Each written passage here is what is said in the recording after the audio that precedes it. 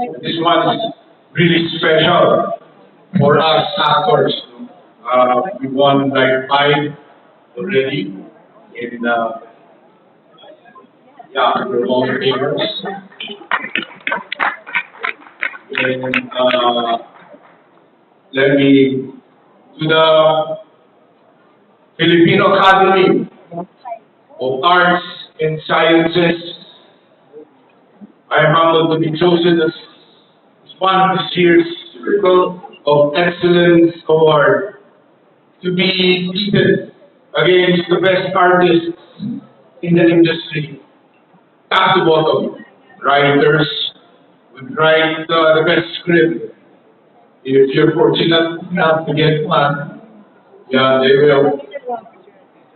And of course, the director.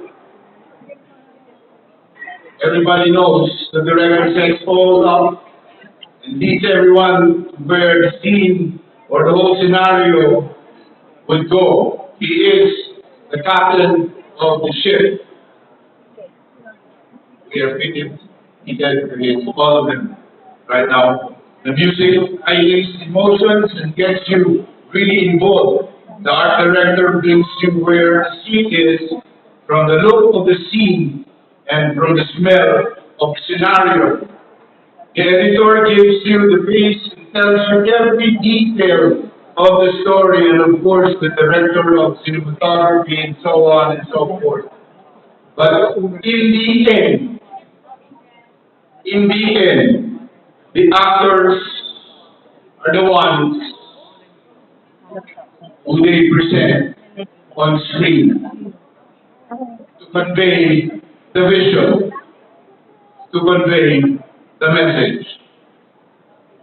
And I'd like to thank, of course, I will not be able to be here, standing here, in front of all of you beautiful people here tonight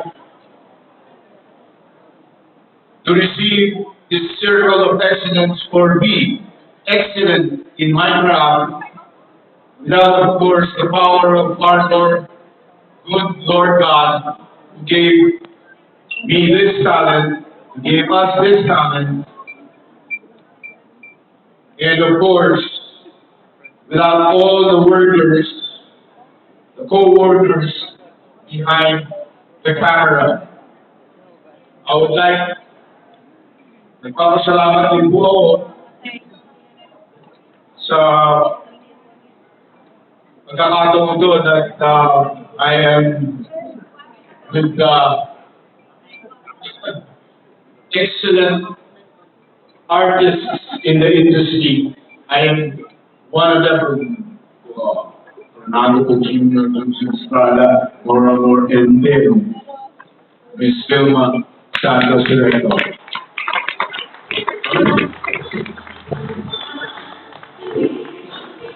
Thank you very much to my family who spared with me during my harassment restrictions.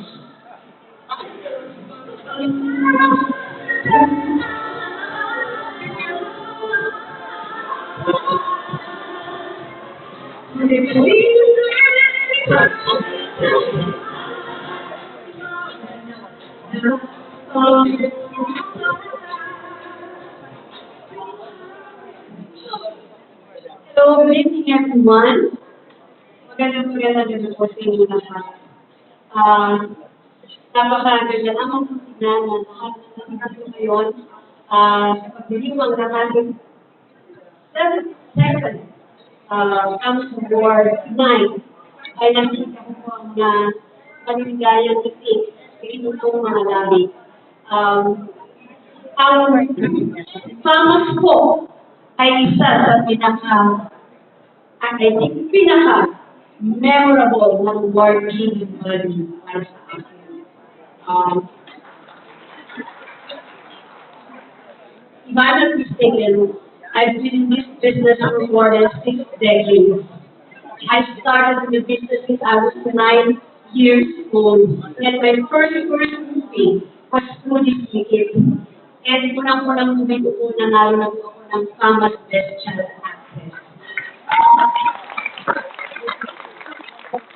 Kaya ang Thomas po ay isa sa